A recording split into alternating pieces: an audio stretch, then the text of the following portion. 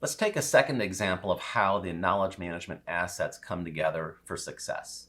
And in this case, I want to use Novartis as our example. One of the passionate leaders of the KM program at Novartis had a military background, and through the military had experienced maybe some of the not so great knowledge capabilities that were in place at the time. For instance, there was sometimes an aversion to sharing knowledge, and there was these compartmentalization and silos of knowledge that it didn't necessarily cross. And when you're in an operation, that can be destructive or life-threatening. And so he took that concept of better knowledge transfer and sharing can save lives. And as he then moved forward in his career and got to Novartis, he saw that some of the same challenges existed within that pharmaceutical organization.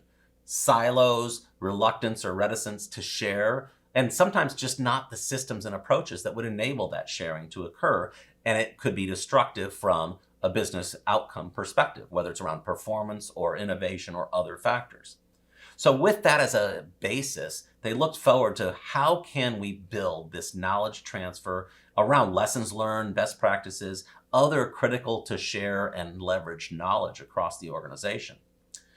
They stumbled across and used as a foundation the levels of KM maturity that APQC has. And within that, in particular, those 12 capabilities that are in the levels of KM maturity that really guide towards governance and the people, process, and technology aspect of a holistic and balanced approach to putting in place a sustainable and a evolutionary concept that you can live with. And it doesn't just have an initiative feel where you try it and hope it sticks.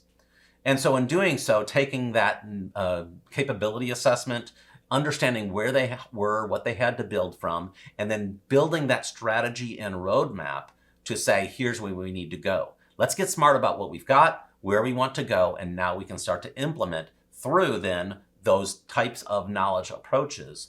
And in particular, around lessons learned and transfer, there's a concept of communities, and there's a concept of collaboration that makes that thrive. But systematizing it and building an infrastructure that is founded across those capabilities of knowledge maturity is very, very powerful.